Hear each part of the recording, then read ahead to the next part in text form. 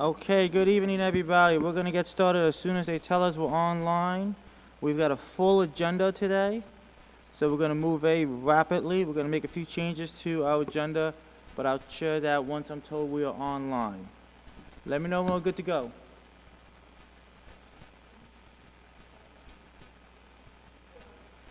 We're on air? Okay, excellent. Thank you, everyone. Today's Monday, the 28th. Thank you for joining us in our Planning, Economic Development, Land Use Committee. Today, we've got a full agenda. We are going to go through the agenda very rapidly. We're going to start with appointments, then we're going to skip to the St. Rose rezoning, and then we're going to go to the franchise agreement, and then we'll go down the line, the rest of our agenda. In the meantime, can I have Brian please do a quick roll call for us?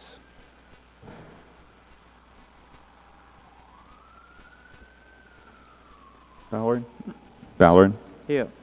Adams, Zamer, Hoey, Here. Clark. 3 present. Okay, so we have one public comment. We're going to hold the public comment until we look at that specific bill. So we're going to hold public comment to those specific bills, and because we have such a lengthy, well, if we only have one public comment, we'll give you the full 5 minutes, Keith. If we have more public comments, and if we're going beyond our time, we're going to have to cut it down to 3 minutes, okay? Just to give you a heads up. But if we can get through this quickly, we will move as speedy as possible. Okay, our first resolution is Resolution 9391-24R. It's a reappointment of Tina Lieberman to the Sustainability Committee. Tina was unable to join us. Can I have a staff member please read the letter that she sent over? For the record, please.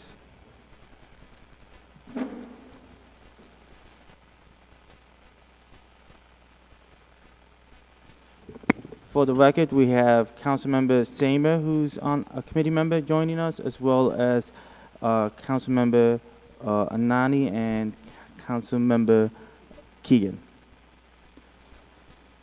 All right. Dear Chairperson Ballerin and members of the Planning, Economic Development, and Land Use Committee, thank you for considering my application to renew my appointment to the City of Albany Sustainability Commission. I would like to be able to serve another term on the Sustainability Commission. I'm currently serving as the chair of the Zero Waste Education Subcommittee on the Commission. I apologize for not being able to appear in person tonight, but we have our Zero Waste Education meeting tonight on the 4th Mondays of the month. In my leadership role, I've accomplished the following and continue to work on ongoing projects. Met monthly with the Zero Waste Education Subcommittee for several years. We usually do not meet in July and August, but we have a summer Zero Waste picnic instead. Integrated volunteers from Zero Waste Capital District, a 501c3 nonprofit, into the Zero Waste Education Committee. Worked with DGS to apply for and implement the 2019 DEC grant for the Albany Compost Program. More recently, through Zero Waste Capital District, we were able to support the DGS application for another DEC grant that will place smart composting bins throughout the city in spring 2025. Worked with DGS and the Office of Cultural Affairs to reduce waste at city-sponsored events through composting and recycling.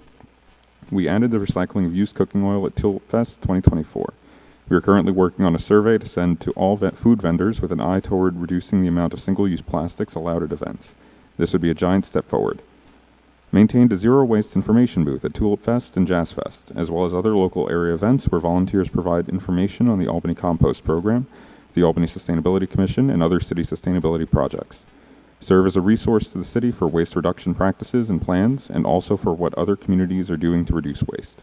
For example, on October 8th, I organized a visit to the Schenectady solar-powered small-scale composting facility at the Schenectady Urban Farms on Fair Street. I've appreciated working with the City of Albany as a volunteer on the Sustainability Commission, and I am enthusiastic about continuing my efforts on the city's behalf. Sincerely, Tina Lieberman. Okay, thank you. Just for the records, Councilmember Adams, who's also a committee member, has joined us. So for those who know, Tina has been... Oh, I already said Councilwoman Zamer. No, you're okay. You're okay. I appreciate it. For those who know Tina, she's been a long-time member of the Sustainability Committee. She wasn't able to make today's meeting, but I feel confident in moving her name forward Are there any questions about moving her name forward with a positive recommendation? If I see none, do you have a question? No. Can I have a motion to move forward with a positive recommendation, resolution 93, 91, 94? Do I have a motion? Councilwoman Seymour? I'll do I have make a second? motion to move resolution 93, 91, 24 are out of committee with a favorable recommendation. Second. Councilmember Hyde, Clark, seconds. All in favor? Aye. Aye. It's unanimous. Thank you, everybody. Next, we have Resolution 94 and 91, 23R, the reappointment of Gabriela Zapata. I apologize for mispronouncing your name. Zapata Moore. Well, thank you. If you could just come up and tell us a little bit about yourself and why you'd like to continue on the Sustainability Committee. Just right there.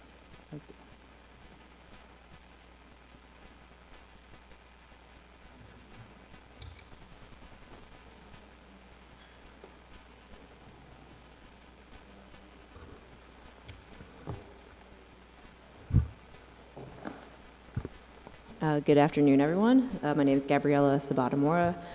I have been serving on the formerly called Sustainability Advisory Committee, since before COVID. I've acted as the secretary. I'm currently the treasurer. I'm interested in re-upping for another 3 years to have more complete experience with my colleagues in terms of providing insight to the City of Albany, with a lens more geared toward climate change, adaptation, and resilience, a focus on water quality issues, and a focus on environmental justice, which I think helps add to and complete the cohort of members that are currently filling voluntary roles. Do you have any questions? Thank you. Are there any questions by committee members? Councilmember Adams. Yes, briefly. Can you just remind us of your background? Sure. So, education, I have a master's degree from Antioch University, New England in resource management and conservation. I currently work for the state of New York, the Office of Parks, Recreation, and Historic Preservation, so New York State Parks. I serve as the director for the Division of Environmental Stewardship and Planning. Been in that role for about 2 years.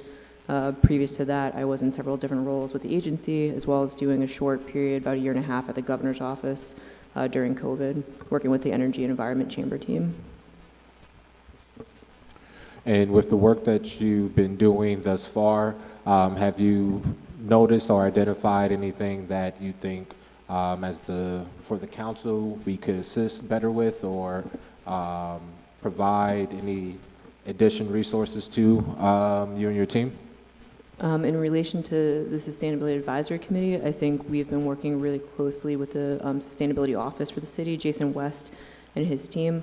I started during COVID, obviously an off time for all levels of government, but I've seen that group has been supported. They've grown in staff and capacity.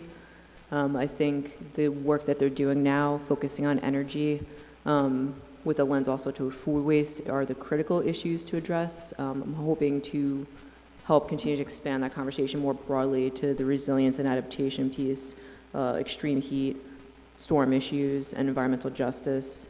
It's a lot to tackle, obviously, climate change, but I think collectively having more opportunities to inform the council on what the Sustainability Advisory Committee is doing and how we're working with the Sustainability Office and the other offices with the city would be probably an easy, low-hanging fruit next step. Thank you. Thank you for the questions. Thank you. Are there any additional questions from committee members? No? Any questions from non-committee members? No questions, but I just want to say Councilmember thank Nani? you. Yeah, thank you guys for all that you do, and such a critical board, and we want to continue to promote all the work that you guys are doing. So thank you so much for everything. Thank you. Are there any questions from any other committee members or non-committee members? No? Okay. Well, I'm going to echo what my colleague said, and I know that's the sentiment of all of my colleagues. Thank you for your work, your volunteerism, your willingness to serve on the committee, and your patience. I know you've been waiting some time, so That's why we've got such a packed schedule. We want to get everybody in as much as we can today. So thank you. Yeah, I appreciate everything you guys are doing as well, so thank you for having me. Thank you. So you're good to go, and with that, I'd ask if there's a motion to move forward with a favorable recommendation, Resolution 9491-24R. Councilmember Hoey? Yeah, thank you, Chair. I move Resolution 9491-24R, the reappointment of Gabriela Sabeda Mora, with a positive recommendation. Is there a second? Councilmember Adams, second. All in favor? Aye. Aye. It's unanimous. Thank you so much. Thank you very much. With that, we're going to skip ahead. We're going to move ordinance 2791-94 down to the end of our agenda, and we're going to next hear ordinance 2381-24. And I think Brad, it's been presenters, Councilmember Nani, share a little bit about that, and Brad, if you don't mind taking the floor. Thank you, Chair. The past couple of months, particularly in the Pine Hills neighborhood, where we're going through some challenges, particularly with the departure of the College of St. Rose, but we're optimistic about the future, particularly with Assemblywoman Pat Fahey passing legislation to allow the county to bond up to $80 million to purchase some of the properties. So we're really excited about that. During this process, we found out that some of the properties at that location with the St. Rose Real Estate does not allow single to 2 to 3 unit detachable dwellings as a permitted use in the mixed-use campus institution zoning district. And working with planning and the mayor's office, this legislation will add these uses to those already permitted within the district, allowing buildings previously constructed as single, 2 or 3 unit detachable dwellings to again be reoccupied as such, or new such use to be constructed as appropriate. So I urge my colleagues to support this legislation. This is a step in the right direction for a neighborhood that's going through some challenge time, and any type of zoning changes that we take will be a benefit to the Pine Hills neighborhood and St. Rose Real Estate. Thank you. Okay, thank you, Councilmember Nani. Brad Glass, our planning director, if you share a little bit more with the council about this proposal. All right.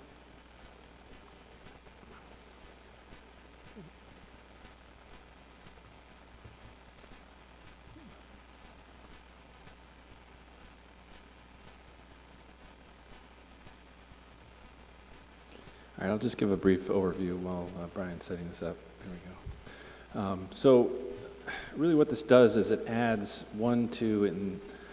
single, 2, and 3 unit detached dwellings as a permitted use in the MUCI district. The MUCI district does encompass areas of the city outside of the College of St. Rose. Most of the College of St. Rose is zoned MUCI. However, practically, I didn't think anyone would object, and I don't really see any detrimental consequence to adding single, 2, and 3 family detached dwellings in other MUCI zones throughout the city. The issue we're dealing with the College of St. Rose is we have a lot of properties, as the college has now dissolved and is looking to market their properties that were formerly constructed as or even used as single unit dwellings or general residences. Here's an example of a couple of those. So right now the zoning that's applied to that area, because it was for a campus institutional use, does not permit such low density residential uses, and it wasn't in conflict with anything when the college was operating. However, now that the college is not operating, we want these homes to be available for people to reoccupy them for those purposes if they want. At the same time, hesitant to change the larger zoning for the college because we do want to facilitate reuse, and the MUCI otherwise provides a lot of potential reuse options. So we thought that instead of looking at a rezoning for the entire campus, the easiest way to solve this problem would be to add these uses as a permitted use within the MUCI district. Again, knowing that would have broader consequences, but again, consequences unlikely to really affect much of these other MUCI districts, as they are occupied by institutions and are largely built out for most purposes. Happy to answer any questions. Councilwoman Seaman? Thank you. Thanks for being here. So it seems to make sense to me. I guess my concern is that would this somehow encourage the parcels to be sold piecemeal? I know that there's been some concern about the whole area being sort of cut up and not having a plan, but it sounds like you sort of just reassured me that the campus itself is still going to remain MUCI. Correct. So was that any part of the thinking, though, about sort of the parcels being sold piecemeal, or? I don't know this would lend to that, and in certain cases, I mean, you know, it may make sense to dispose of them piecemeal, particularly the individual residences. I mean, if someone wants to occupy them as a dwelling, these are rather nice buildings, and the college, besides meeting fire safety code, really didn't do a lot to a lot of these buildings. They're rented out kind of with students housed in individual rooms or used as offices, so there's really been little change to them. So the most practical reuse without having to do a lot of work in some cases is a single or a 2-unit dwelling. I mean, these on the left here, I mean, those are prototypical 2-family dwellings you find throughout the neighborhood, and it's probably unlikely the same individual wanting to develop one of the larger campus buildings would be necessarily interested in those, so it might actually provide a benefit in that case to allow 2 separate parties to, you know, approach projects they feel comfortable with. Okay, thank you. Any additional questions from committee member? Councilmember Clark? And just to clarify, it's looking at buildings that would now be considered not in compliance. Say that again? The changes we're making is so that there's no non-conforming uses within the St. Rose property, or no? Well, I don't, they're not non-conforming now because they were, or they're not any longer, but they were being used as offices or multifamily dwellings or dormitories. But I think moving forward, certainly it would allow them to be restored to something that, you know, the likelihood of these buildings being an office or another college-oriented use is pretty unlikely in this location. So it would allow for those reuse options for the properties. There's not really any non-conformity involved per se. And then just when you're looking at other districts there, MUCI, I think Colvin Avenue is MUCI. Yeah, I mean, I think that in general, we don't find that most people have objection to 1- and 2-family and 3-family residences. In these areas, I think it's just the style of zoning when our code was done in the higher density commercial districts. There was just a theory, I suppose, that you don't want these sort of lower density uses because there's a higher and better value of the land. But again, looking at the areas that we're talking about, I mean, you have larger campuses where I kind of doubt, absent existing buildings like there are at St. Rose, that you know, anyone is going to be constructing those uses on those campuses or in those MUCI zones. It's possible, and I think that's less of a detriment than not approaching this issue. No, agreed. I'm not necessarily saying a detriment. Just wondered when you looked at that specific area in the 12th ward. So, thank you. Thank you. Councilmember Hoey. Thank you, Chair. Thank you, Brad. You just said something that made my ears perk up a little. How will they be assessed then? Will it be, because you said the campus, the CI, the value of the land is more than like in a residential area. So will the assessment on that be more than would have been on a residential? I know that's not your department, but I'm just was your thoughts to that? As a vacant piece of land, it would be assessed higher, but as something that's developed with the residents on it, it'd probably be assessed similar to if it's a two-family residence across the street, even though it's in a different district. Maybe a little bit more. I'd have to ask assessment, but I don't think it would be substantial. Okay, and these will go back onto the tax rolls is what I understood. That's the idea. Next year. Okay, thank you. Yeah. Any other questions from committee members or non-committee members? Okay, any additional comments from committee members or non-committee members? Well, I just want to say thank you for, working with council members on this. This means so much to the Pinos neighborhood, and I think that any type of amendments that need to be made to move our community forward is greatly appreciated by the administration and planning. Thank you. Again, thank you, Brad, for your work and your team's work on this. At this point, is there a motion on the floor to move for the passable recommendation ordinance 2381-24? Councilmember Adams? Thank you, Chair. I'd like to make a positive recommendation for ordinance 27.91.24R. No, sorry, no, we skipped that one. It's 23. The one next. 2381-24. Sorry. That's okay. I'd like to make a positive recommendation for ordinance 2791. No, 23. 23. Yeah. Oh, So sorry. we skipped, no, that's so okay. many pages. That I'd was like to supposed make a motion for ordinance 2381-24 with a positive recommendation out of committee. Second.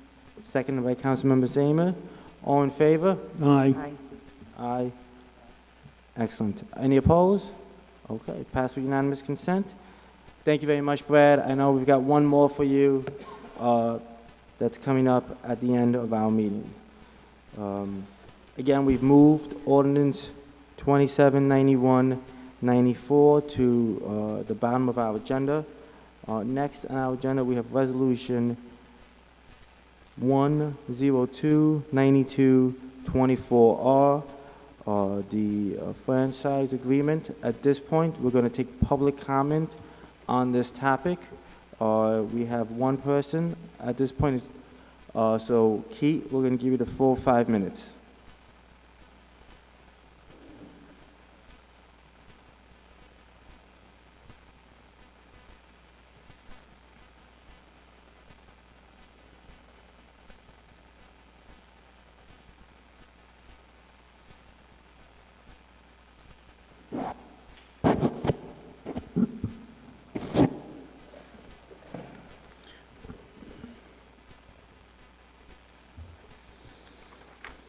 And if you can just state your name for the record, please, and your address.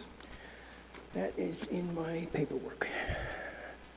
Good evening, Common Council members present. My name is Keith Irish, a lifelong resident of Albany, currently in the 9th Ward.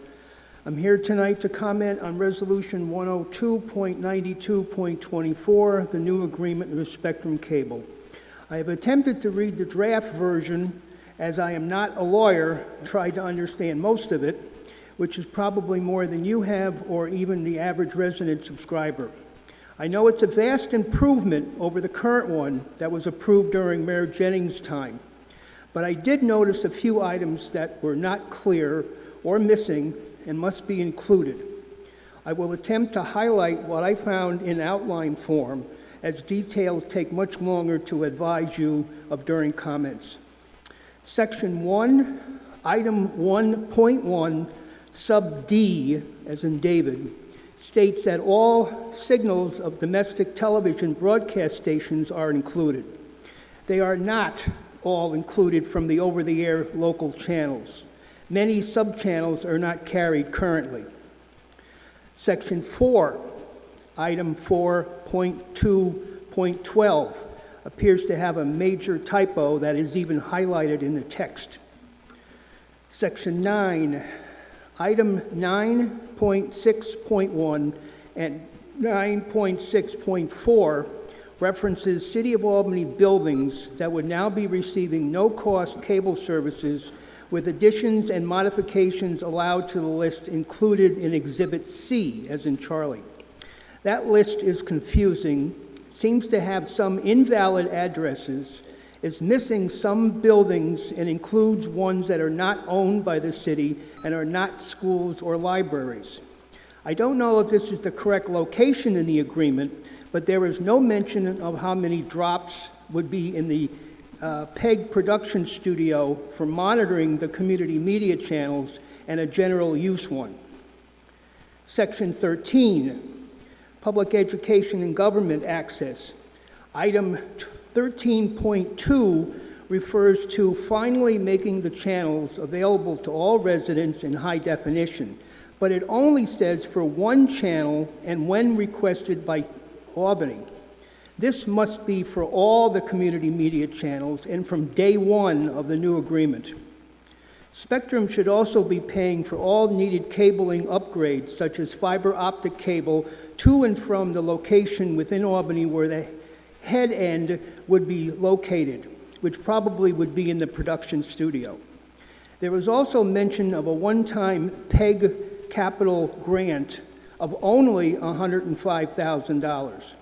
I would like to remind you that in the current agreement, 2 phases of $250,000 each was provided. This must be increased due to 10-year inflation and may be provided on a yearly basis so it can be budgeted for planned equipment, hardware, and software purchases and upgrades in technology. I don't remember the sections, but in one location there is a reference to 150 feet allowance from poles to make drops at no extra charge. Yet in another section it states 125 feet, a much shorter distance. Finally, but not least, Spectrum should be required to also reinstate the PEG channels on lower tier channel numbers as they used to be. Most of the channels have 2 locations on the so-called cable spectrum, as it is, but the PEG channels are not. Since I have a little more time, thank you. One thing I did not put on my notes is that under Time Warner, the predecessor to Spectrum, they offered some form of a senior citizen discount on their rates. And when Spectrum came in, that disappeared. I think that's basically it, as I said, without getting into details, because it would be somewhat a little complicated. I have to look through it again and look at that chart of the addresses in the back. But you get the idea what I was referring to, I hope. Thank you. Thank you. Thank you, Keith. I'm glad we're making good time, so we're able to do that. So we're actually ahead of schedule at this point. So thank you all committee members and everyone who helped us get there. Yes, Councilmember Howie. Mr. Irish referred to the actual, like he was talking about sections. Did we all get that agreement copy? I mean, I got highlights, but I couldn't follow what he was saying about certain sections. So those should have been emailed to all committee members. Okay. Okay. Can we get a printout? I know it's a lengthy document. I can look it up on email. I know it's a lengthy. No, No, I'll look at it on email. Okay. I didn't okay. realize. No, that's fine. Thank you. That's fine. Oh, thank you, Keith. Thank you for sharing that. Okay, next we have our Corporation Counsel, who will be presenting us the contract.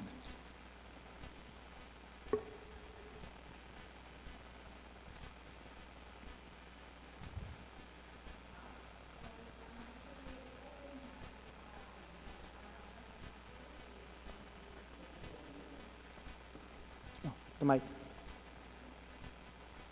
Sorry. So we do. There he is. Hi, Jerry. All right. So we have with us via Zoom Jerry Lederer from BBK Law. He's based in Washington, D.C., so was unable to join us here in person tonight.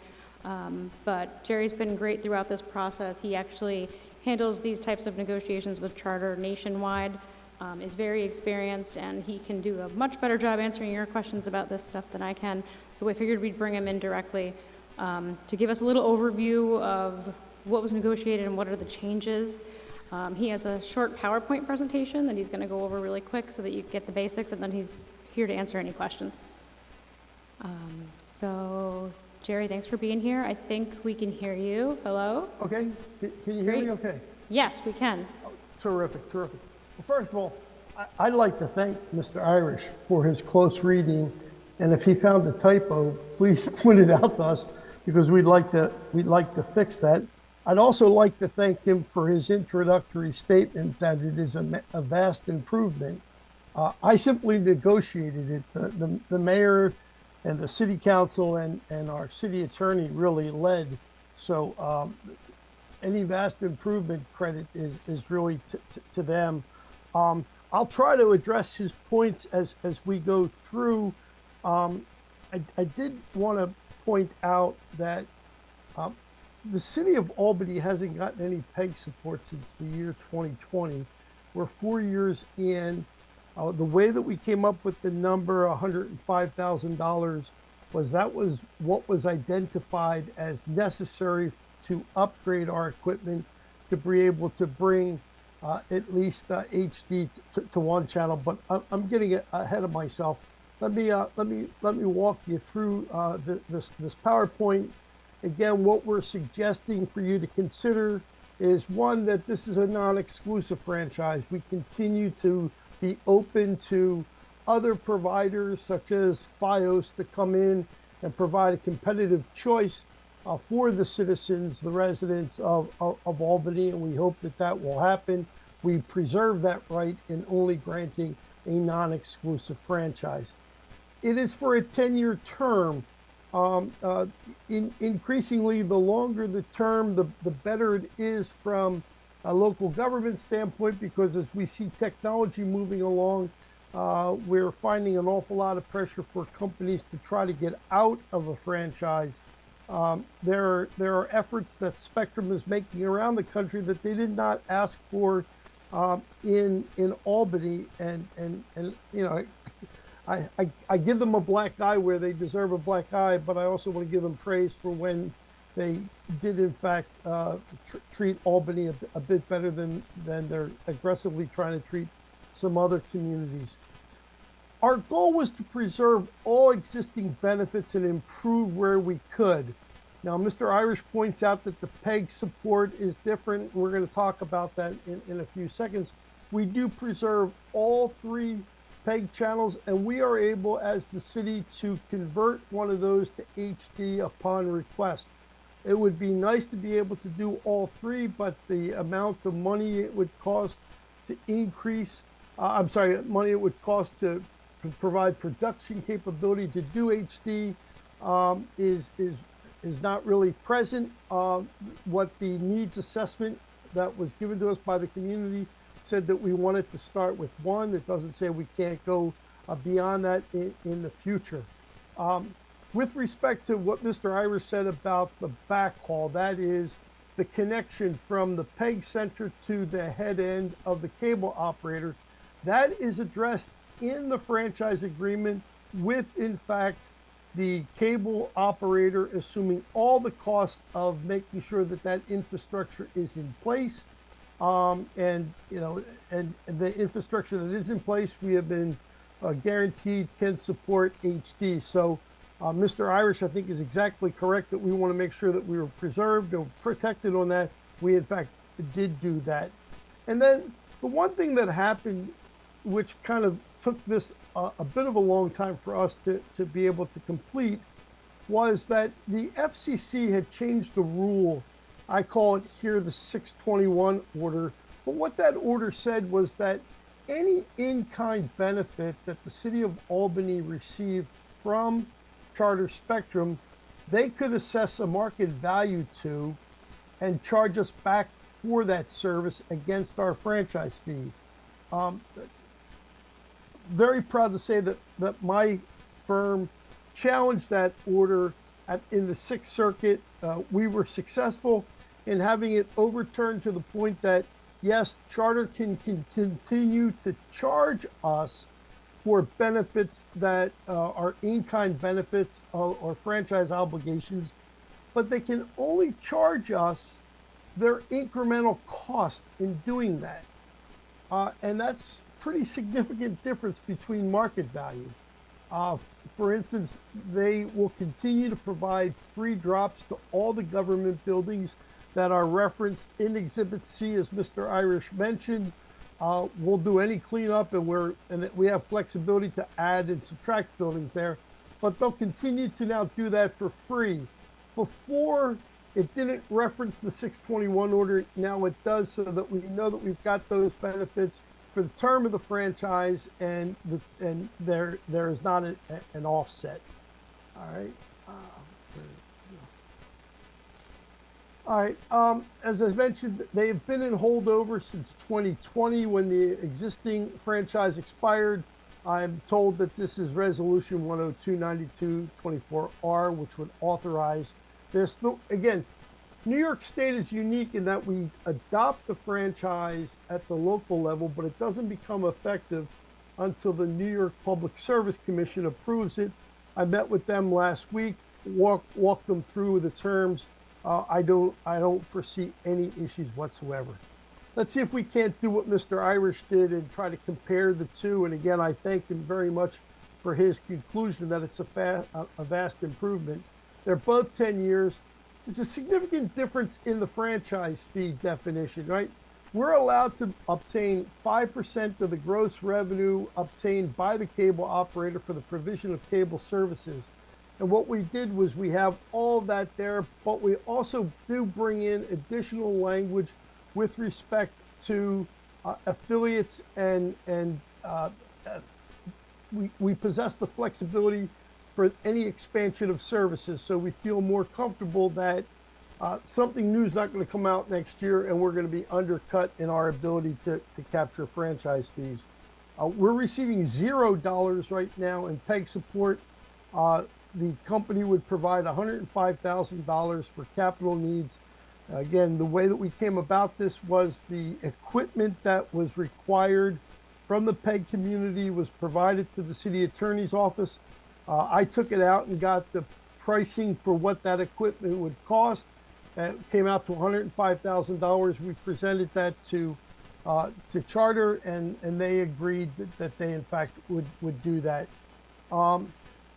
Is that number less than the prior franchise? Yes, it is, but there's also a significant difference in the number of cable subscribers since the last franchise was done.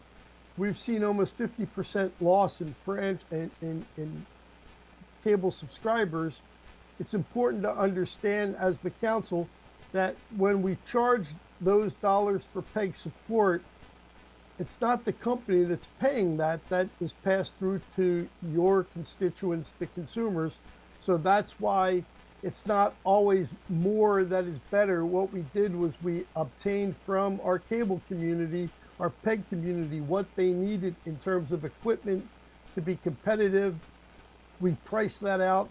That's where the 105 came from. We can convert to one HD channel. And Charter cannot discriminate against subscribers or other users. We had that reaffirmed. Privacy, again, what we did was privacy and relocation issues were not addressed in the past franchise. We do now have that in there, that we better preserve and protect the privacy rights of Albany subscribers. We talk about the ability to move things, but they can only within the city, but they can only do that upon written notice and approval. The service to government buildings, I just talked about that. Again, the difference is that what we had before was suspect under the 621 order. We now have the same, promise, but the promise is made with full acknowledgement that there's a 621 order, and they're not going to charge us the incremental expense that they might otherwise be able to do so. With respect to density requirement and reports and records, whoever negotiated our previous franchise, I think did a really, really good job on that. And so we basically just maintained the status quo. Again, Albany is a very a densely populated community. I have done better than 20 occupied residential dwellings per mile in other communities, but it doesn't matter to us in Albany because all of our community, the whole of the community, meets that density requirement. So that's a status quo that's maintained because, quite honestly, we didn't want to allow Charter to take credit for a benefit that we didn't need or really wouldn't help us. Again, our goals from the commission and from the city attorney's office was to, in fact, to ensure that we maximize consumer protection and consumer services to the extent we could under federal law. Federal law really doesn't give us a lot anymore. A lot of that's been taken away. We wanted to make sure that Charter provided us with the highest possible return on their use of municipal assets, i.e. both our PEG support, HD conversion, and the franchise fee, which is the maximum permitted by law. And again, one of the important things that you need to ask and you will ask, and that is, how do we score versus other communities of comparable size and within the region? And, we do just fine. In fact, we do better than most. Here's a little bit more drilled down with respect to the PEG. Again, we've said we're getting $105,000. We're going to have the ability to upgrade our equipment and to have our channels transported for free, including one that will be in HD.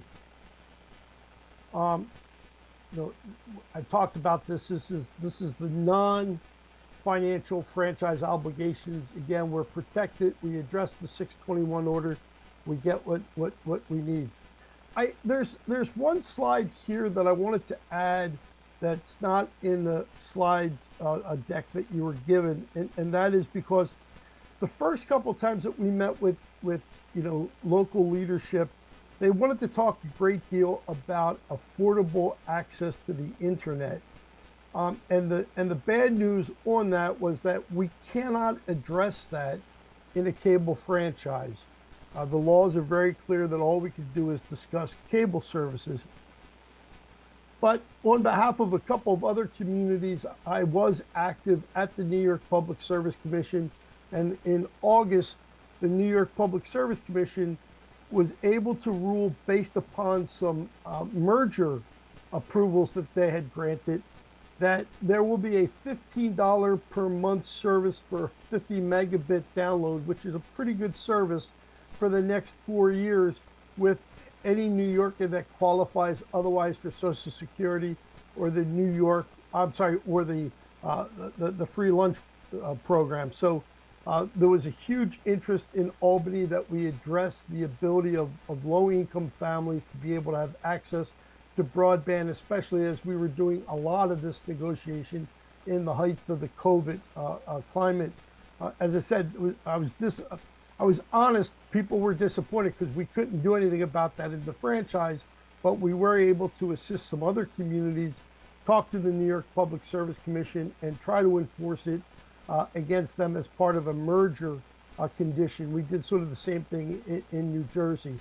And then after the $15 a month for service in years 2 through 4, the company is not able to raise the price by more than the rate of inflation as established by the Bureau of Labor Statistics. So with that, I'm more than happy to take any questions or turn it back to the city attorney.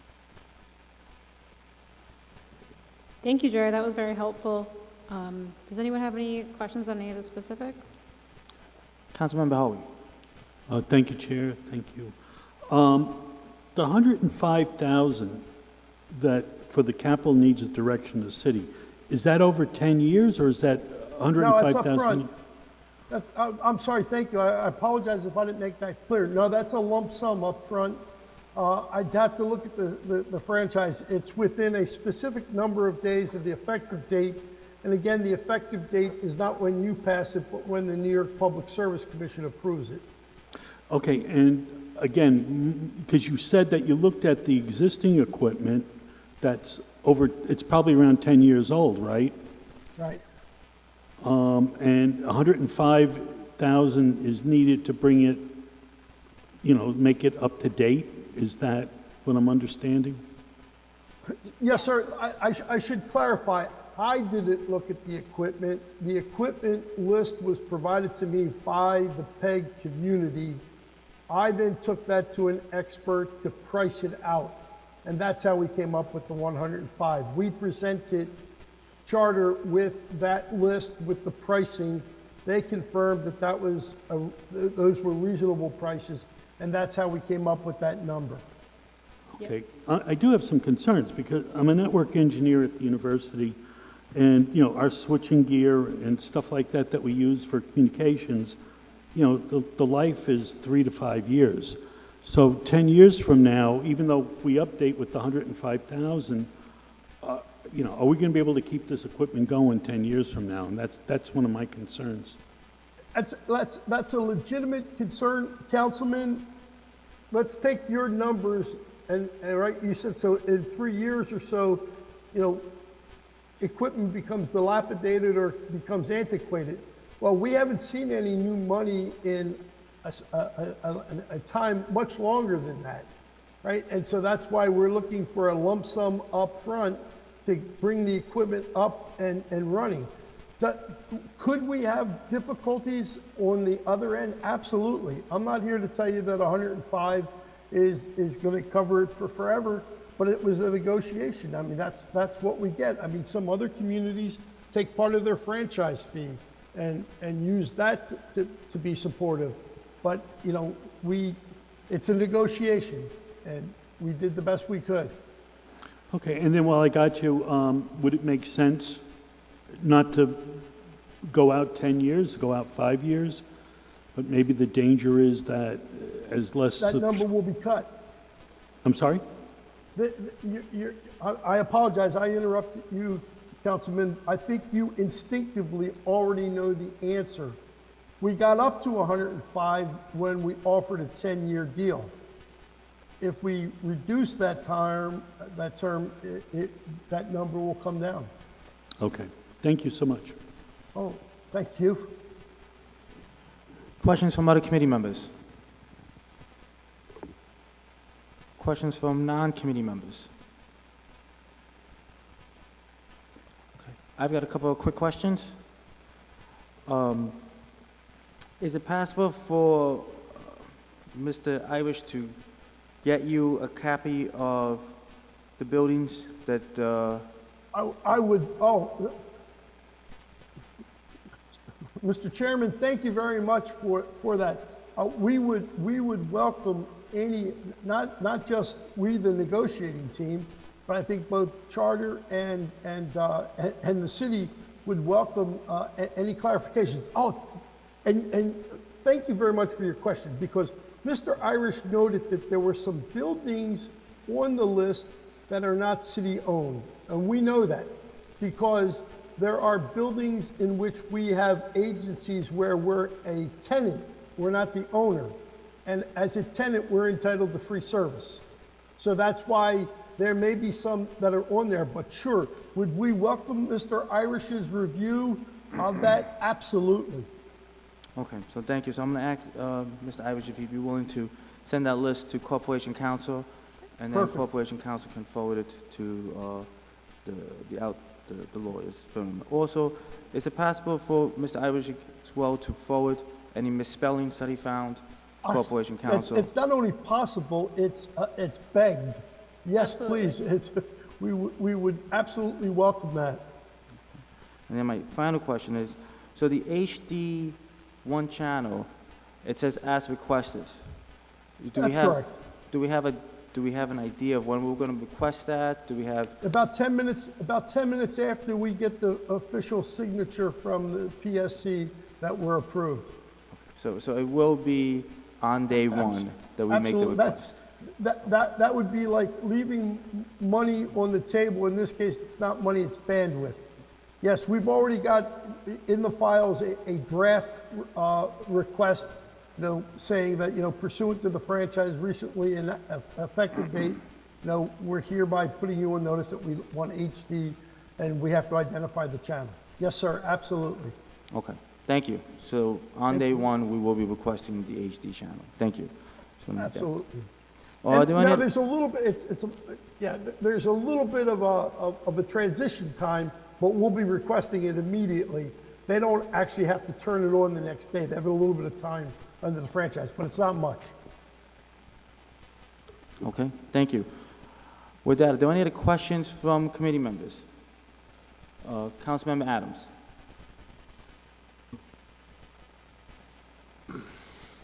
Thank you, Mr. Chair. Just had a brief question in regards to in the contract under Section 6, it says service availability 6.4 for the new development underground. And just trying to make sure I'm reading this correctly and seeing this correctly. So for new conduit or cables to be installed underground and on a street, residential street particularly, is this contract saying that the property owner would be responsible for kind of that repair that's happening in front of their property? Let me pull it up, 6.4, sir. Yes, 6.4. Okay. In the cases of new construction or property development where utilities are to be placed underground, right, the city agrees to require as a condition of issuing a permit for open trenching to any developer or property owner that they will give the cable company at least 30 days prior written notice of such construction of the particular dates by which okay. All right. Also, the cable company shall also provide specifications as needed for trenching.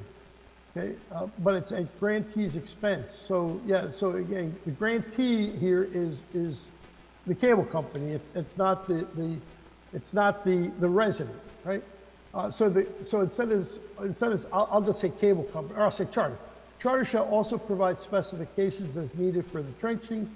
The cost of trenching and easements required to bring service to the development shall be borne by the developer or the property owner, except if the grantee fails to install its conduit, pedestals, and or vaults and laterals within 15 working days of the date the trenches are available as designated in the written, okay, so, right, so one of the issues that we were told was very important to the city of Albany was to encourage development of underground utilities for both cosmetic and for sustainability purposes.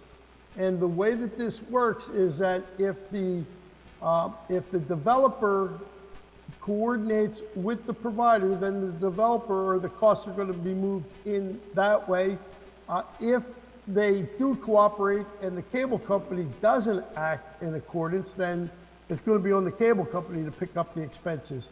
This also, by the way, is over top of, the density requirement where they have to pay for everything if it's within a certain amount of distance. But again, this was an improvement at the request of the city to, in fact, make sure that we don't have a dedication of funding to put all the other utilities underground, but not have a legal authority to require the cable company to go underground. Thank you for that clarification. Oh, no, absolutely. I get scared to death when you guys ask me questions, and then when I go to look at it, I go, oh, this is why we did this. Yeah, good, it works fine. Okay, Councilmember Howie. Yeah, thank you again, and a couple of other questions, I'm sorry. Since you're answering so well, we'll keep going. Are we still going to have the basic cable available for people if they just want the broadcast channels? Yes, sir, that's not, and I'm sorry, Mr. Irish raised that as well. That is there, but it's not in our franchise. That's under federal law. Under federal law, a cable company has to make an offering of what's called the basic service tier. And the basic service tier is to be comprised of all over-the-air programs, any PEG programs, and then whatever else the cable operator wants to add, right? So there is flexibility there, but the flexibility is in additions, not the subtractions. So if we've got ABC, NBC, CBS, and Fox over the air in the city, that has to be carried, plus our 3 PEG channels have to be on the basic tier. So they cannot sell cable service in the city of Albany that doesn't have our PEG channels and doesn't have the cable casting of any over the air. And a follow-up on that, and Mr. Irish had brought up, and I know that over the years, there's been sub-channels to like Channel 13. There's 13, That's 1, right. 2, 3, and 4. And right now, they're not available. The sub-channels aren't available.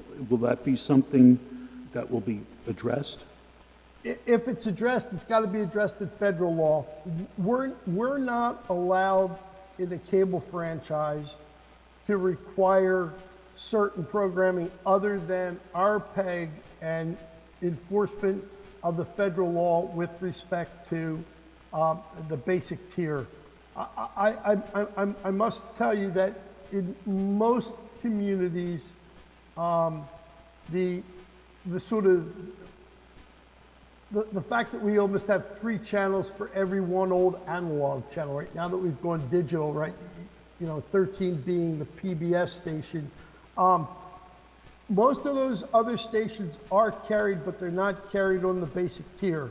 The basic tier carries the lead channel. And you're saying that's federal law that? Yes, sir. Federal law defines what is the basic tier, right? And it's the over-the-air broadcast channels plus PEG, and then anything else that the cable operator would like to have added. More than happy to send, you know, the reference to that section of the act in front of you. It's going to be 47 USC 540. Oh gosh. I Close. think it might be 541, but I'll find it for you. Okay, well, thank you. Absolutely.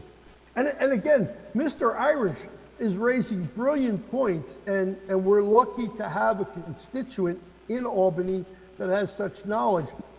I have to tell you what we can and can't do, and one of the things that we can't do is, other than the basic tier, we cannot require, there's case law on this, we can't require what the cable company lists. We can't, you know, it's a First Amendment type of issue as well, because the law has found that the cable lineup is a First Amendment right of the cable operator. So who they choose to carry is their First Amendment right, with the exception of the basic tier.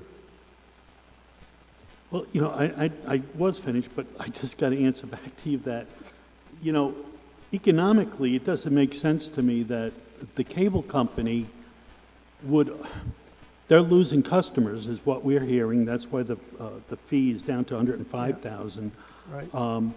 You know, I can buy a cheap antenna for $30 and get 50-something channels, and yet if I get basic cable, I don't get what I can get with a $30 antenna. Why would I want to pay them whatever the basic fee is? If I remember correctly, it's around $20 or $30 a month. It's just the point I'm making, that's all.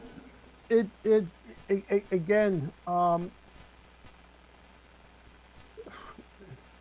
if I understood all the nuances of the cable industry, I wouldn't be representing local governments, I guess. But no,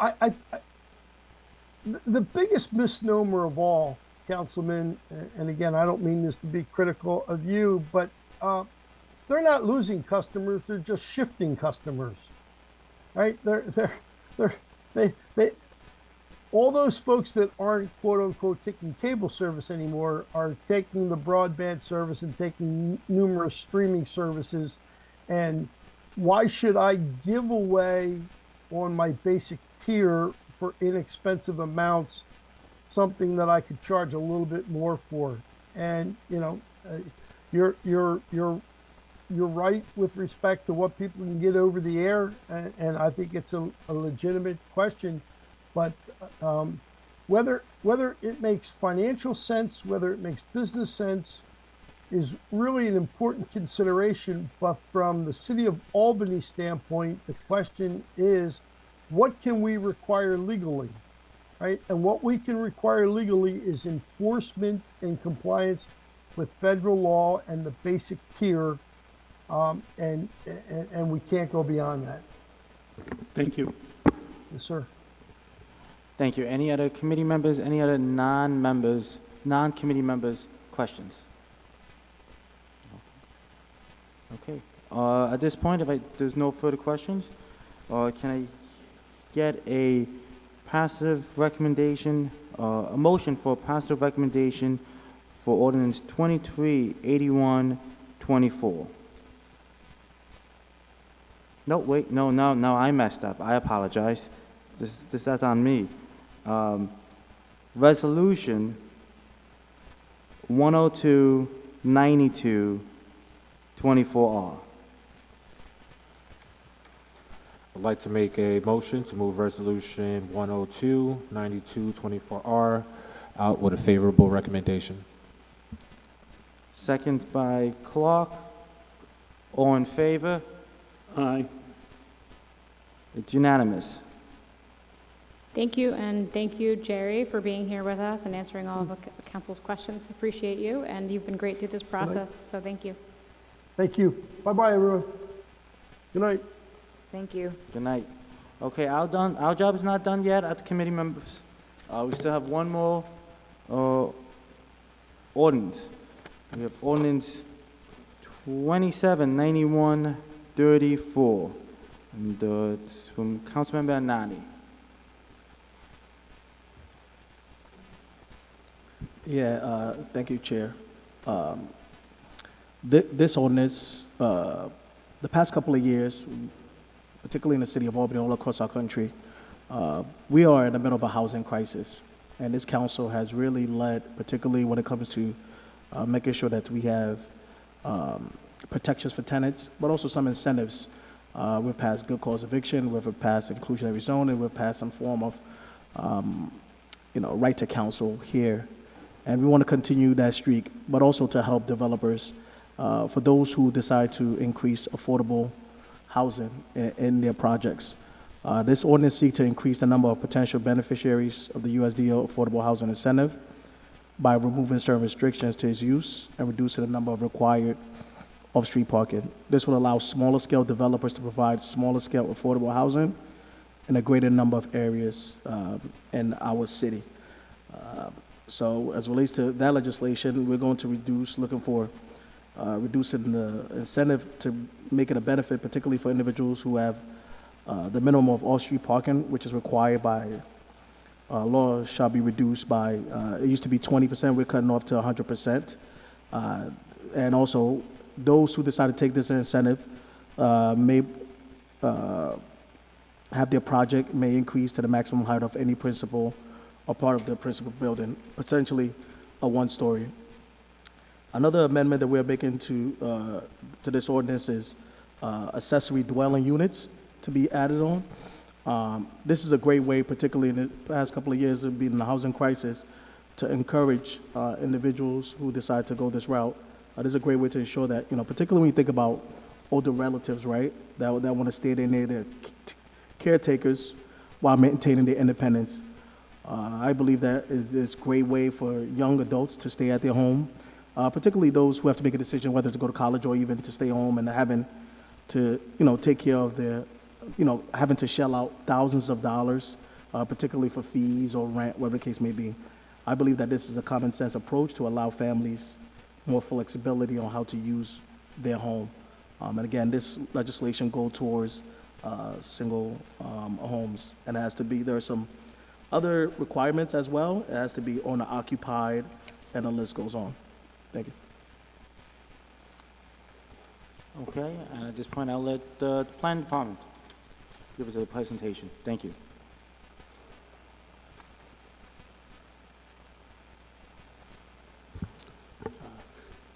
Yeah, Brian, if I could get your help for a second here.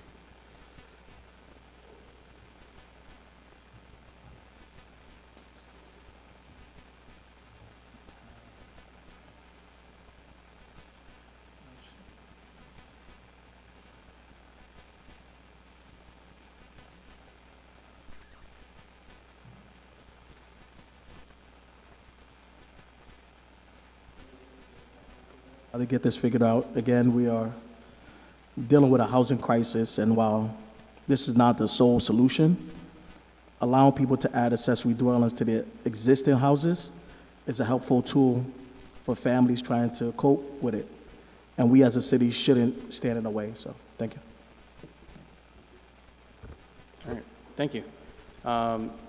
So the goals of this amendment to the ordinance are really, as the councilman said, allowing for accessory dwelling units, expanding the affordable housing incentives, and then revising the development plan review thresholds, all as separate tools essentially to address housing options and affordable housing incentives.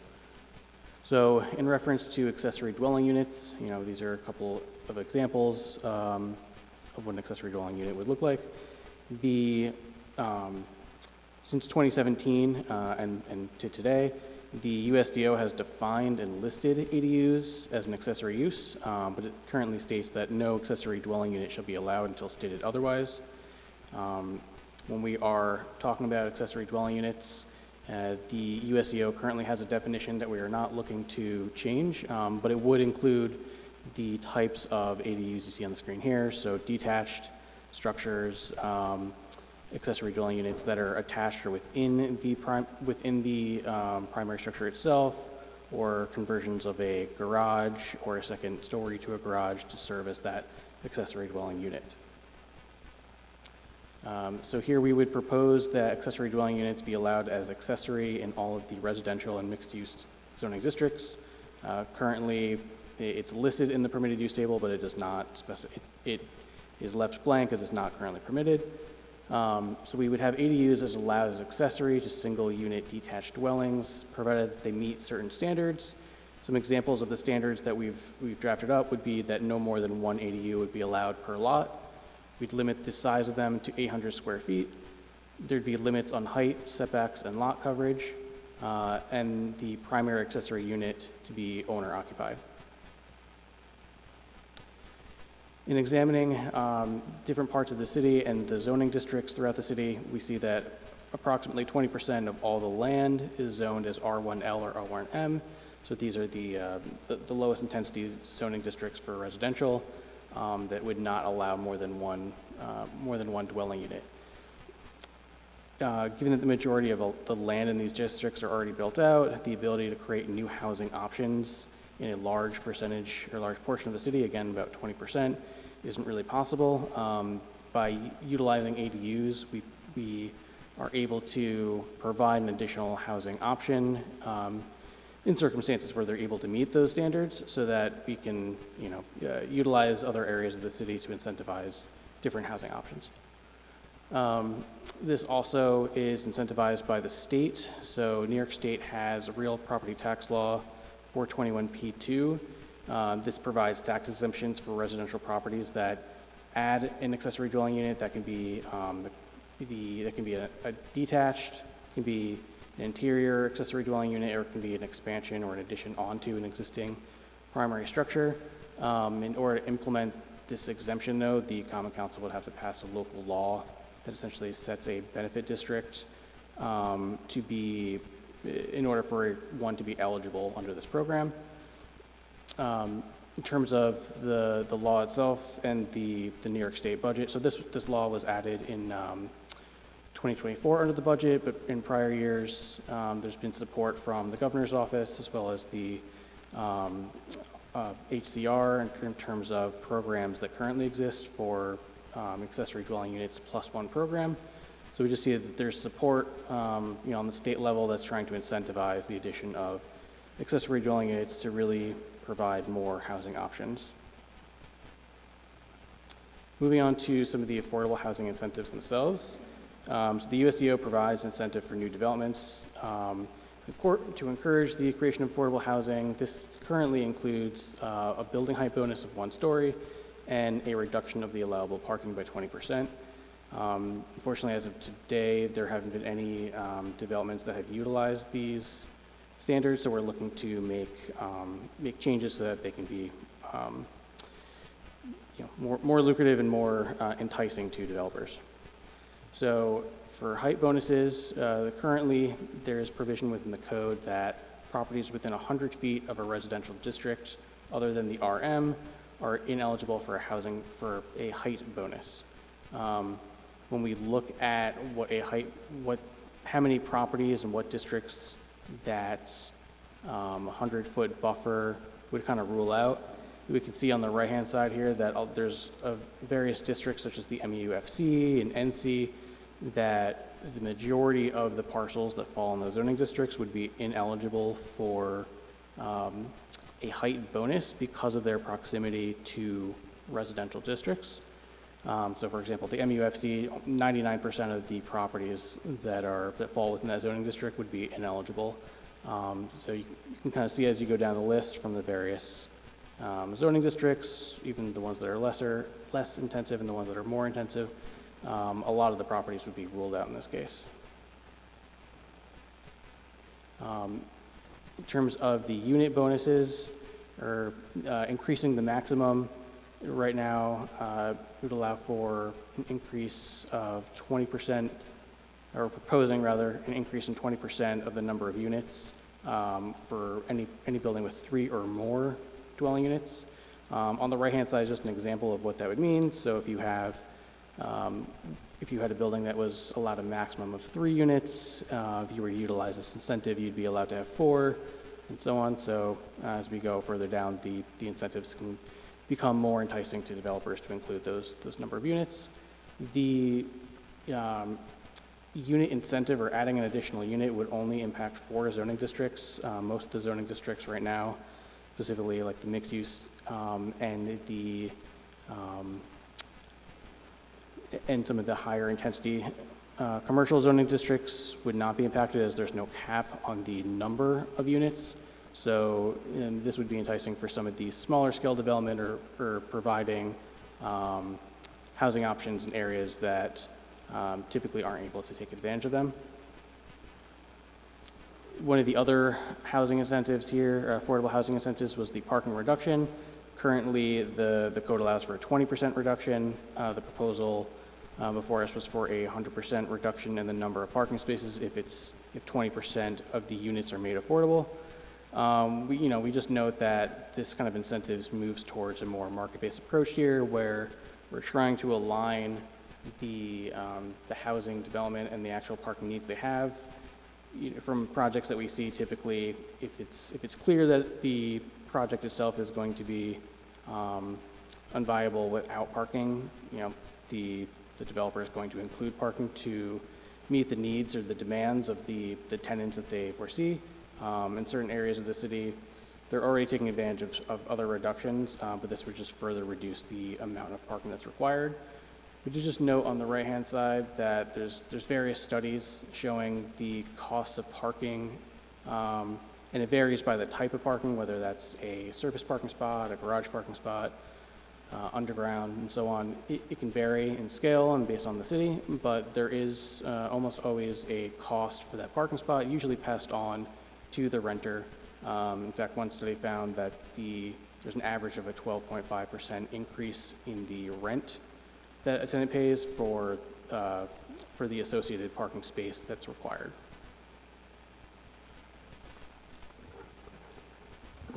Oh yeah, the last thing would be, so 2 things here.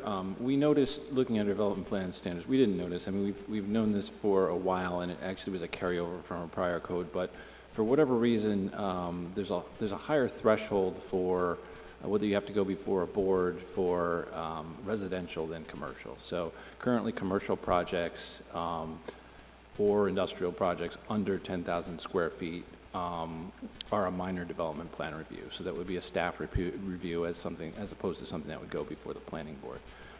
Whereas residential, I believe it's 4 or more parcels on single or contiguous lots. So practically, if we're talking 750 square foot units, we're talking 3,000 square feet. So just sort of leveling the playing field in terms of what's expected of a residential development versus a mixed use or commercial development. A lot of our developments have commercial on the ground floor anyways, so they're technically qualifying for that advanced threshold. And then also, as we're talking about the affordable housing incentive, for projects that qualify under that incentive, having them under the minor development plan review category, that would save them considerable amount of money and time with trips to the planning board. Knowing that, they're still meeting all the other aspects of the code. So there's not a conditional use permit required. They're providing the number of trees and landscaping. They're providing sidewalks and whatever other requirements our code have. It's just a matter of, and it goes to the same circulations from departments, just a matter of it's a staff review and sign off as opposed to a planning board review. And the chief planning official does have the ability pursuant to the code to advance something to a major development plan review should that be needed. So that was the third part of our proposal, working with Councilmember Anani, and I don't know if there's anything. I think we're happy to take any questions, and I'm sure you have some. So, Okay. Questions from committee members? I saw Deb's hand, then Tom. Any other questions from committee members? Okay, and then I saw your hand, Megan. So we'll go Deb, Tom, and Megan. Thank you, Chair. Thank you again for being here. My question is about the accessory dwelling units. Would they be subject to, would they have to be inspected, like have a certificate of occupancy if it's going to be rented? if they're rented, they would be subject to an ROP similar to any other rental dwelling unit. And conversely, if the owner moves into the new accessory dwelling unit, which is permitted, Correct. the primary residence, if they're collecting rent on that, would also Would need an be ROP. subject to the ROP process? Correct. Okay, thank you.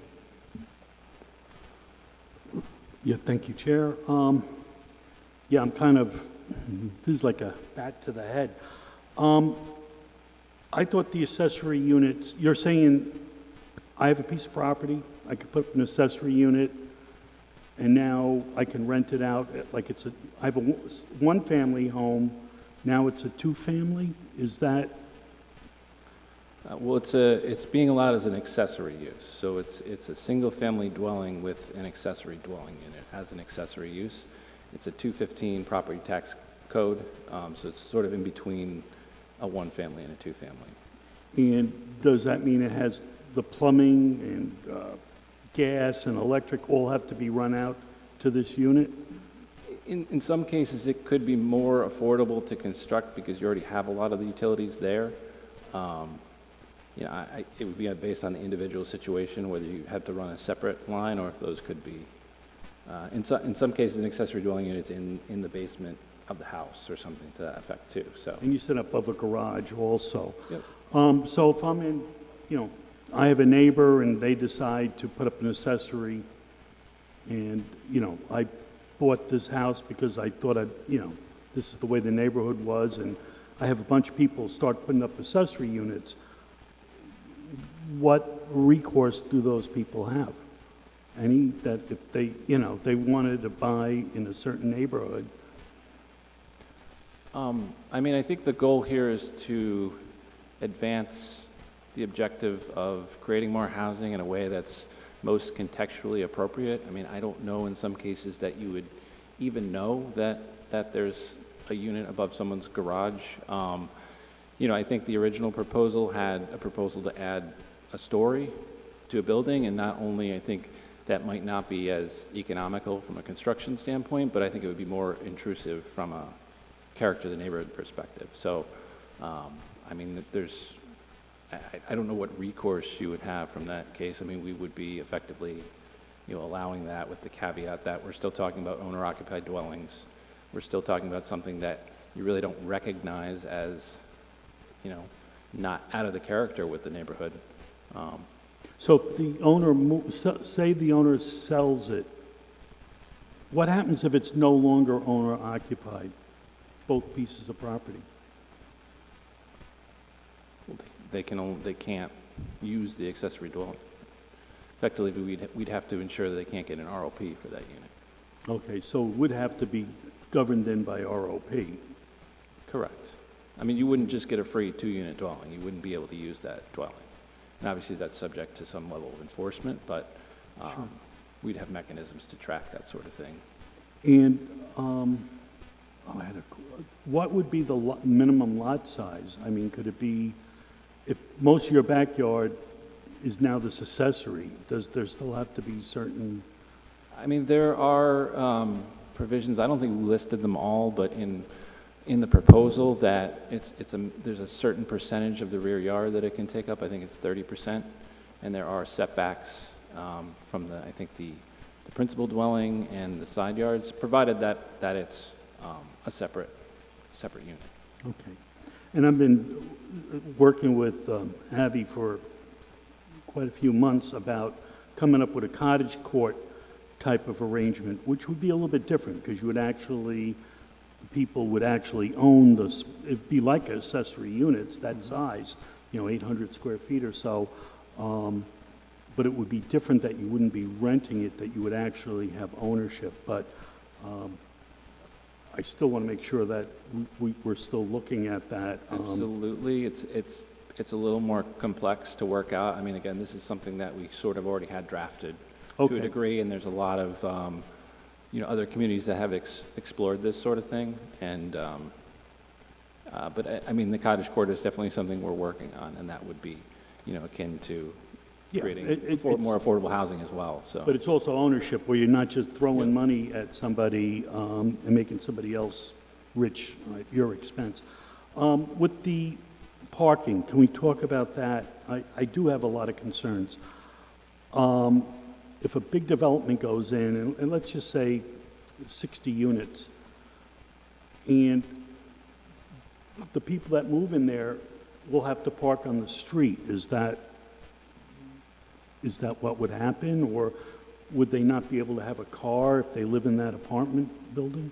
I mean, I sort of suspect that we won't actually see developments built with zero parking, at least not of the scale, like 60 units, maybe a 12 unit or something in theory on a small urban lot where you can't fit between the buildings.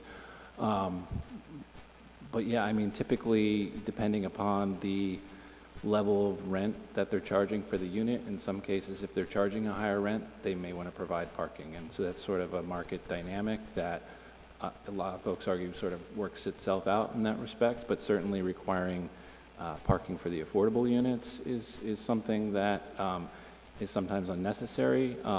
It encourages people to necessarily bring the car too. And I think that, we're talking about, we're trying to financially encourage different decisions. Well, yeah, and I understand that, but I'm really concerned about in dense areas where there is limited parking on the street, we have alternate side during snow emergencies. Are we creating a problem by allowing that? Up by me at 1211, as you know, which is still not complete after, 6 years? If we said you don't have to provide parking, where would people park? 120 apartments, 300 people? I mean, you could hope that they're going to take the bus, but... I admit we're relying a bit on the market there. I don't know that a bank would finance that sort of development. Again, I don't know, maybe 100% is too aggressive, but I don't necessarily expect people to build the buildings without any parking. I think it's more not tying them to that and giving them the flexibility to decide how many they need, and not necessarily burdening a renter with having to pay more because the developer built a parking space that they now have to pay for either directly or on the back end.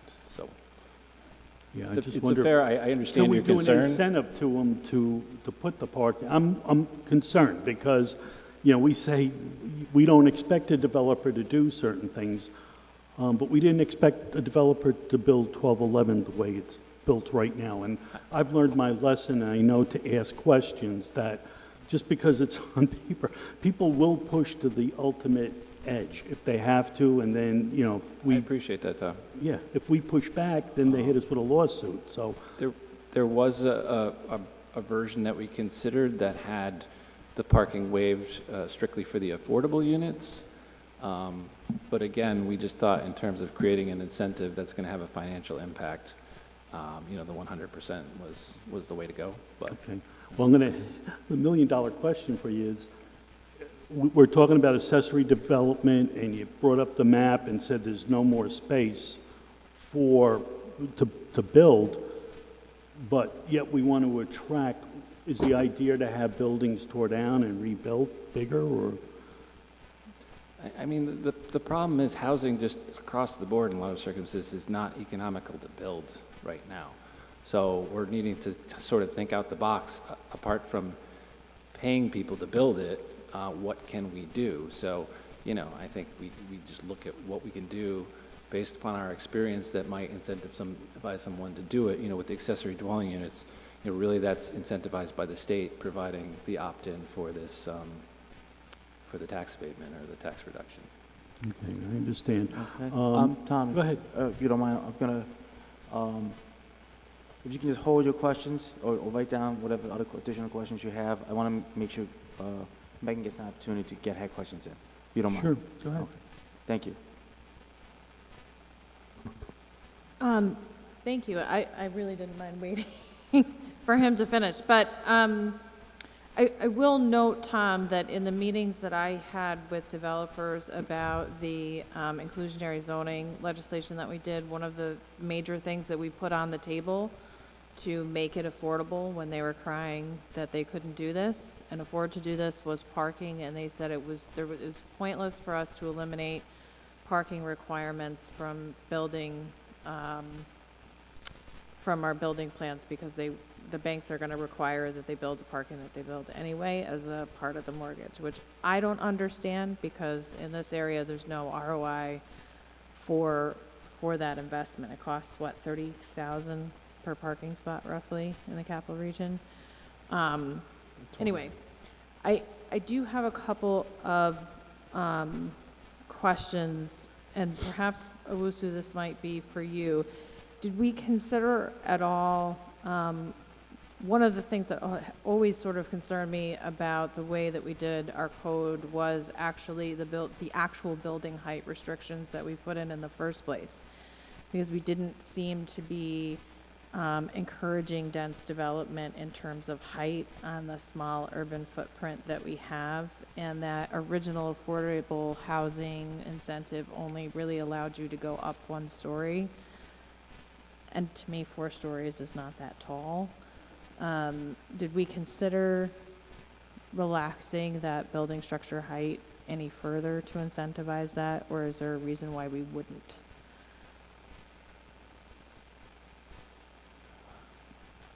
I mean, I think I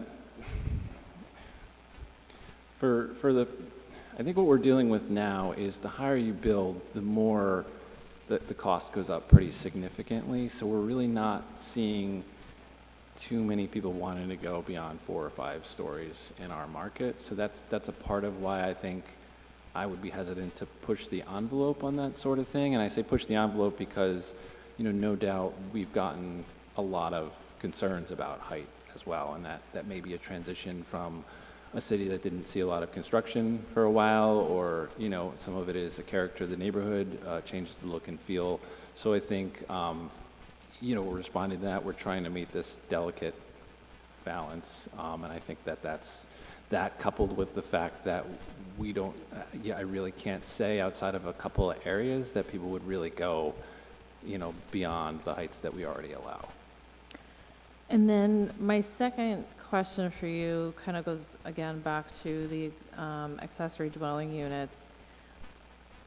Under the current statute, would people be able to, for example, decide to have like a trailer lot footprint and have that be their accessory dwelling unit? So it's not a permanent necessarily structure, but a temporary structure that you're able to put in or out. Was that ever fleshed out in the way that the state did its legislation?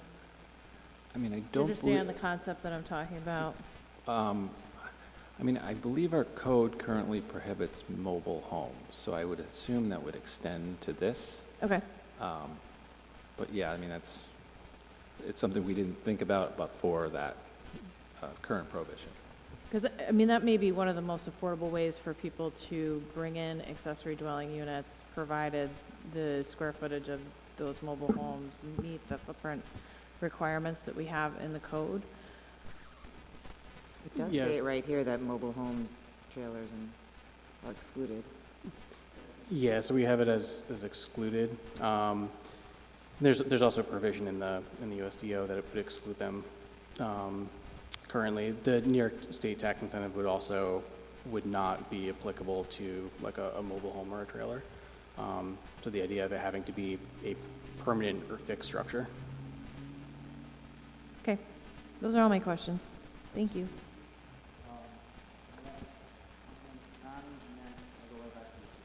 Yeah, and this is for Tom, and all great questions.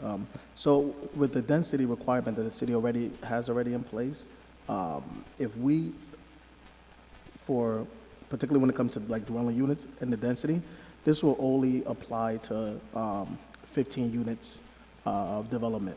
Any other major like development involving construction of like new buildings with like 10,000 square feet or more, it will have to go in front of the planning board and the planning committee, et cetera. So again, this is more so for the really small scale developers who are trying to build, 10 to 15 units. So particularly like right now, we have an individual who might be interested in building something in North Albany. This is really geared towards really small scale developers, not the big ones. Thank you. Councilmember Hoey? Sure, Your thank you. additional question? And I appreciate that, Councilmember Anani. And again, my concern is safety of people. I am the public safety chair. I do worry about cars on the street. On Russell Road, we had to put no parking signs because people decided to rent out single-family homes to 8 people. And each person had a car. And I had cars parked on both sides of Russell Road, and you couldn't get through. So we had to put up no parking. So, I'm not going to say that's going to happen all the time, but it was a problem I've just dealt with. And, yeah, we can put up no parking signs, but where do we expect people to go? I don't know if the city should put up, parking garages. Maybe we'll need something like that. But, yeah, I understand it. We need to bring in, developers to put stuff up, and I would rather have seen it that, for the affordable housing, that, maybe a parking spot wasn't, included. But going back to the accessory development, I can tell you right now, the people I represent, it's mostly one-family homes, and I think they'd be scared of that. And that's all I can do is I can go back and I'll talk to people, my neighborhood association, and bring this up and see how people feel. But, there is an election next year, and I can't support this right now, unless I know what the people I represent really want. And, we do have different wards. Each ward has its own characteristics. I moved into my area because it was open. I was looking for land out in Bern and stuff, and I was lucky to find a couple acres. You've been over my house. You know how the space is. I could probably put up 2 accessory developments, but I'm not in it to rent. I want the open area around me. So I left New York City because of the congestion and how tight everything is. So that's my opinion on it. I understand we got to get up with housing, but I think there are other options that we could address. Thank you. Thank you, Councilman Hoey. Councilman Anani? Yeah, thank you for sharing your thoughts. And again, the intent of this legislation, more so, particularly when it comes to accessory dwellings, is that, again, we are in one of a huge housing crisis. And even with the vacancy study, which many people are going to be reading the report, there are individuals who are struggling here in our city. And when I think about individuals who could stay close to, their family, particularly those who want to take care of their grandparents, right, their relatives, to give them an in-law suite. That's essentially what the intent of this legislation is. It's not to, for single-family homes to create like dwelling and just rent it out, whatever the case may be. This is more so from an impetus of having family close to you who could particularly childcare is expensive right now. You know, to have a family member, maybe your grandmother live with you and say, hey, instead of childcare, you know, you could have, you know, you could take care of your grandkids right next to you. I think is a step in the right direction. But also another thing too is that when you look at the legislation, I'm not sure if you have the amended version, and that's to all council members. There are additions that have been added, so I hope you have these talking points when you're sharing. You know, the property owner shall occupy either the primary or the accessory unit as the primary resident. No more than 2 dwelling structures, including structure containing accessory dwellings unit, may be permitted on a single use. For the purpose of providing adequate fire protection access, the distance from the nearest street footage to the center of the rear wall of the accessory dwelling unit shall not exceed 150 feet of travel distance. An accessory dwelling unit shall not exceed 800 square feet of gross floor area. A detachable accessory dwelling until shall not occupy more than 30% of rear yard. A detachable accessory dwelling unit shall not exceed the height of the principal dwelling structure or 24 feet, which is less. An attached accessory dwelling unit shall be subject to the same setback, height, and improvisions lot coverage regulation as primary structure. A detachable accessory dwelling unit shall be subject to the same setback and regulations as accessory structures. An accessory dwelling unit, whether detachable or attachable to a primary dwelling structure, may be directly accessed from an alley, but shall not exceed a driveway separated from the serving the primary dwelling structure. When accessory dwelling unit is attached to a principal dwelling structure, only one entrance structure may face the front line. An existing accessory structure whose height or setback or improvisions lot coverage not meet the requirement of the dwelling in the zone district may be covered into an accessory dwelling unit, but the structure may not be altered in any way that increases the non-compliance. Mobile homes, trailers, or other well-transported structures may not be used as accessory dwelling units. So when you share with these, you know, after, I'm not sure if you looked at this before, but just kind of want to share that, these facts with you. And I believe that no matter where you live in the city of Albany, with these requirements, is essentially a small space accessory for individuals and their family members. I don't think it's going to be a mass increase to generate revenue off of. Thank you. So just for sense of time, this is a heavy issue, so I do want to give it its fair time. You know, and I appreciate that we're having this discussion. I am going to do a hard end at 7:15. I'm not going to call for a vote on this today. I am going to allow for the conversation to continue. I think it's important that we have these conversations. You know, but just so everybody knows, we've got a hard end in 7 minutes. So I'm going to allow people who haven't spoken yet. I saw Councilmember Adams and then Councilmember Clark. Thank you, Chair. Just wanted to say I am excited and glad to see this legislation. I think this is smart legislation. This is the start of great planning. These are the type of initiatives and things that we should have maybe looked at prior to making some other decisions. But it's all about a balance, I believe. Focusing on the affordable housing issue that we have in the city is very important, and to be able to address it in a unique but flexible way, I think is very important by allowing the accessory homes. While those accessory homes really address certain neighborhoods, I still think it's important to Councilmember Anane's point as to being able to keep families together. The affordability of just living is very high right now. So this gives homeowners a great opportunity to keep their family close, still allow them to construct something that's affordable at the end of the day. I think also the reduction in the parking is very essential, as Councilmember Keegan mentioned. A lot of developers have mentioned that being one of the key issues. And at the end of the day, we live in a city. People who have cars, they will park on the street, just like any persons do in any other city. You know, we're going to hope that it doesn't get to the point where people have to park blocks and blocks away. You know, that's what a city does. It grows. People come and we can't control that, but we want to make sure that the infrastructure is built. We want to make sure that it's easy to get around and it's accessible.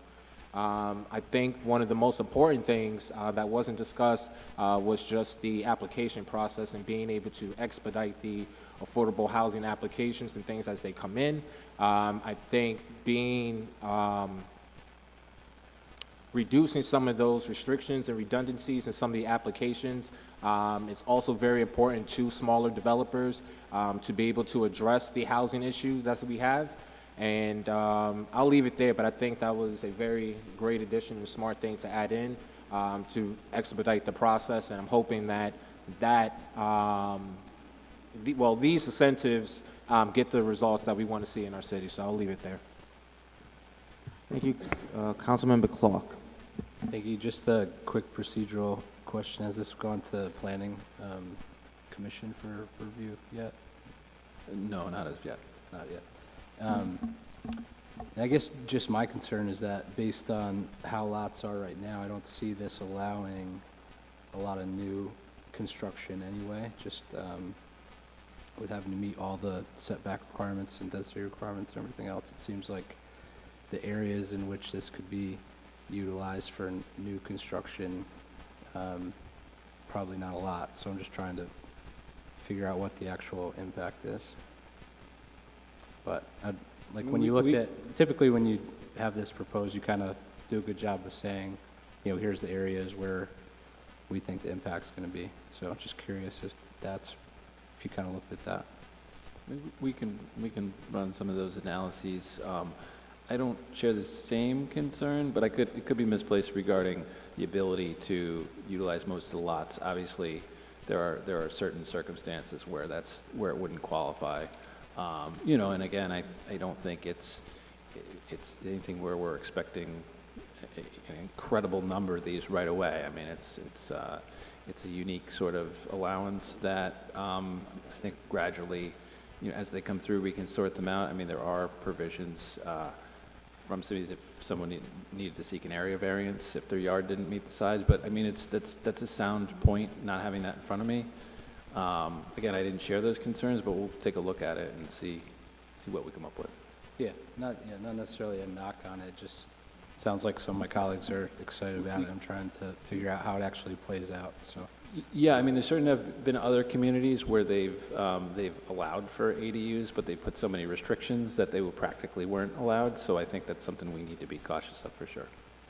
And then just a specific question on the not allowing 2 front-facing entrances. What's the purpose on that?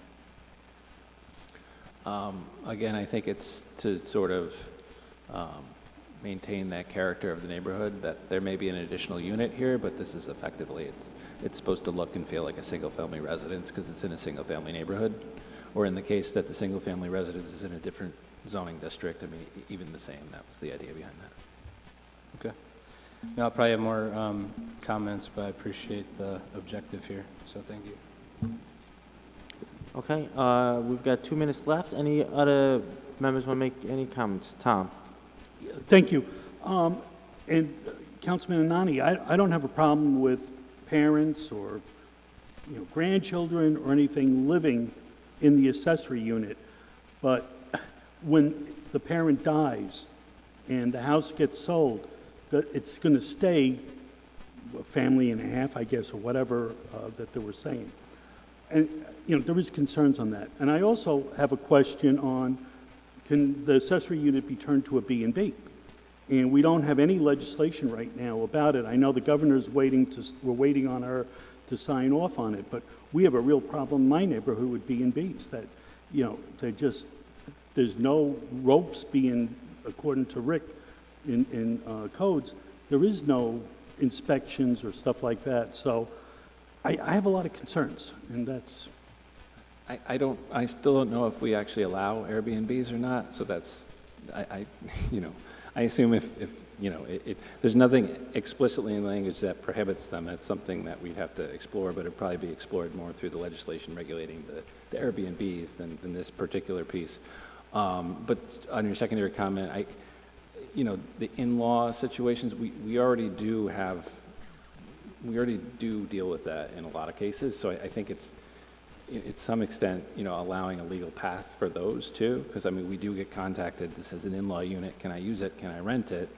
And it does create that circumstance. So I think kind of creating the confines here of, the use-specific standards, and again, creating a path for some of those that we know are out there that, giving them at least an option to rent it under some circumstance as opposed to just being told, hey, you can't use that, or you bought a dud and you got to start over. So, Thank you, and for future conversations, thank you.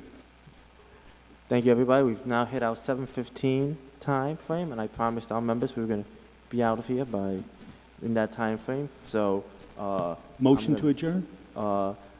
Yes, I just want to, before I say it, I just want to say thank you to everybody, and thank you, and thank you for starting this conversation today. I think it's an important one, and I think it's one that I'm glad we're getting kick-started so that we can look at all the options and how we move forward. With that, do I hear a Motion to adjourn, please. Motion to adjourn from Tom, seconded from Hyde. All in favor? Aye. Aye, unanimous. Thank you, everybody. Have a good night.